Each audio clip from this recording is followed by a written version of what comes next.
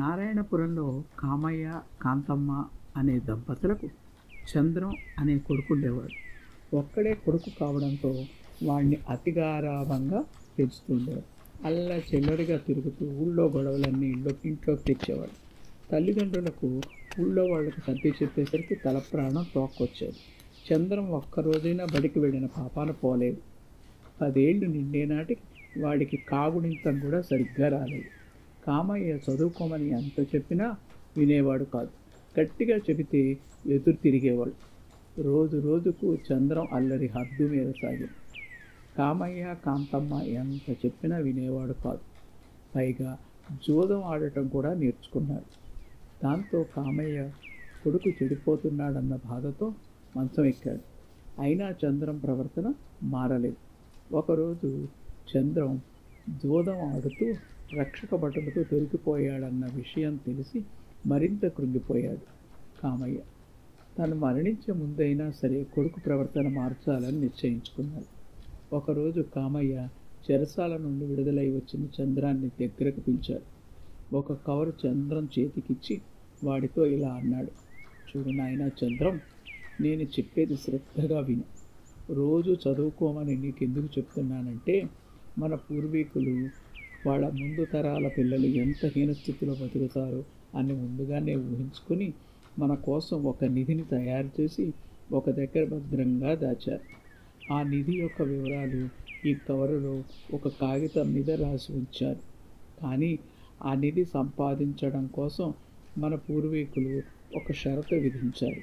అదేమిటంటే, మన వంశంలో ఎవరైనా సరే బాగా చదువుకున్న తర్వాతే ఈ కవరులో ఉన్న విషయం చదివి నిధి పొందవచ్చు. అలా కాకుండా చదివితే ఆ నిధి మాయమైపోతుంది. అందువల్ల నువ్వు బాగా చదువు పూర్తి చేసి ఆ నిధితో సుఖంగా జీవించు అంటూ కామయ్య ప్రాణాలు విడిచాడు. ఆ రోజు నుండి చంద్రం ఆ నిధిని ఎలాగైనా తన సొంతం చేసుకోవాలనే ఆశతో తన ప్రవర్తన మార్చుకొని తల్లి కాంతమ్మ ఎలా చెప్తే అలా రాత్రింబవళ్ళు బుద్ధిగా చదువుకొని పై చదువులు పూర్తి చేశాడు. ఒకరోజు చంద్రం ఒక మంచి శుభముహూర్తంలో తన తండ్రి కామయ్య ఇచ్చిన కవర్లోని కాగితం తీసి చదవసాగాడు. అందులో ఇలా ఉంది. ప్రియమైన చంద్రానికి నీ తండ్రి కామయ్య వ్రాయినది. నువ్వు నిధి సంపాదించుకోవాలన్న ఆశతో ఉన్నత చదువులు పూర్తి చేస్తావని ఆశిస్తున్నా. నిజానికి నిధి ఉందన్న విషయం అబద్ధం.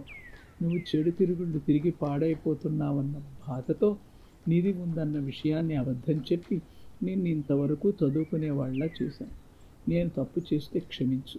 ఒక మంచి ఉద్యోగం సంపాదించుకుని నీకు నచ్చిన అమ్మాయిని పెళ్లి చేసుకుని భార్యా పిల్లలతో సుఖంగా జీవించు అని తండ్రి ఆ ఉత్తరంలో రాశాడు.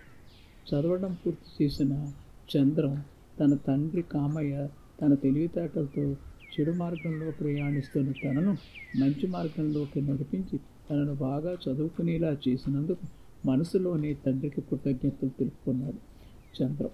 తర్వాత మంచి ఉద్యోగం సంపాదించుకొని పెళ్లి చేసుకొని తల్లి కాంతమ్మ యందు భక్తి శ్రద్ధలతో ప్రవర్తిస్తూ చంద్రం సుఖంగా జీవించసాగాడు.